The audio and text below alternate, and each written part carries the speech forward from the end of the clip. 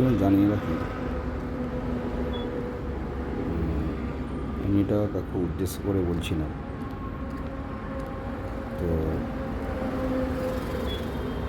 কোনো কোম্পানি এইভাবে বাইপাস রাস্তা নিজের পার্কিং হিসাবে ব্যবহার করে, এটা আমার জানা ছিল না। আর একটা কথা, অবশ্যই লরিওয়ালারা ট্যাক্স দিচ্ছে, তার জন্য আমাদের রাস্তাঘাট উন্নত হচ্ছে, সবই ঠিক আছে।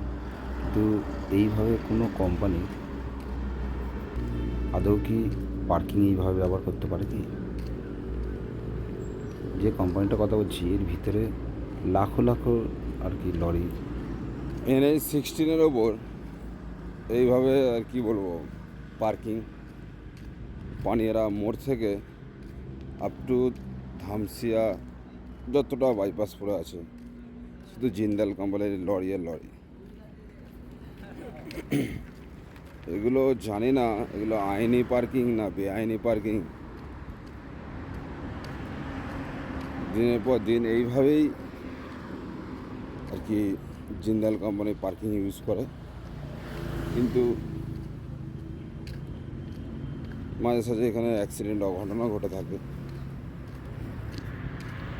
জিন্দাল কোম্পানির ভিতরে এই যে দিকটা জিন্দাল কোম্পানি আছে, ওর ভিতরে লাখো লাখো লরি পার্কিং হয়ে যাবে, কিন্তু ওরা ভিতরে পার্কিং করে না, এইভাবে রাস্তার ওপরেই পার্কিং করে রাখে।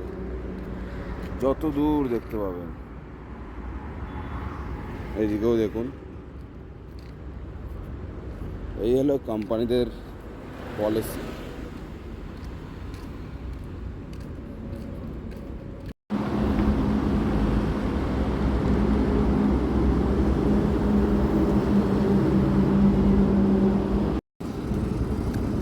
ये देखिए, अभी एक हादसा हो जाती,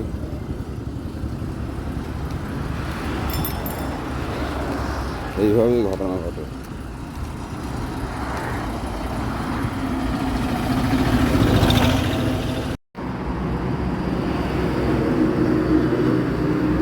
দেখুন, বাঁ দিক ডান দিক দুদিকে, আর ঠিক লরিটা ঢুকছে কোথায় দেখুন, জিন্দালে।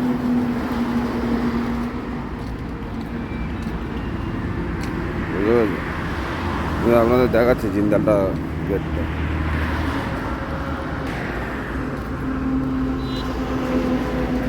এটা হলো জিন্দাল কোম্পানির গেট। রাস্তার অবস্থাও করে দিয়েছে দেখুন, এইভাবেই পার্কিং চলে। এটা হচ্ছে জিন্দাল কোম্পানির গেট, ঠিক আছে? বুঝতে পারবেন,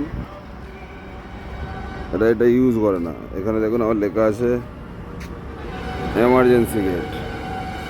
ওপরে তো ওই ভিতর দিয়ে দেখালে বুঝতে পারবেন সব মাল রেখে যান, আর কোথাও দেখতে পাবেন না লেখা জিন্দাল কোম্পানি।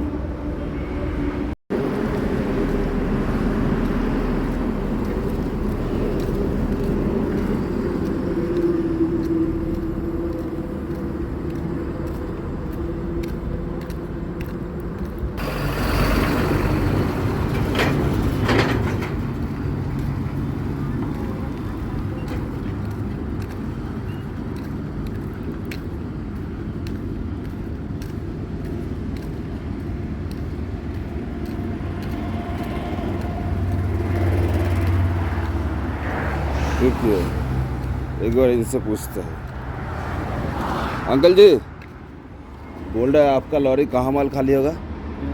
जिंदल पे माल आया है। कितने दिन से खड़ा हो आप?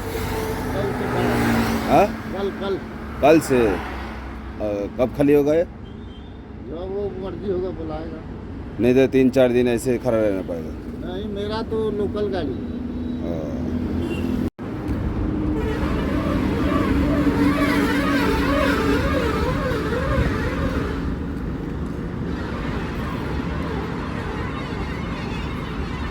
দেখুন, এইভাবে জিন্দাল কোম্পানি যা খুশি তাই করে। এটা হচ্ছে ম্যান, ওদের যা কিছু কর্মচারী হবে রাস্তার উপরে ইয়ে করছে, কে পেছনে লাইনে থাকলে কি না থাকলে।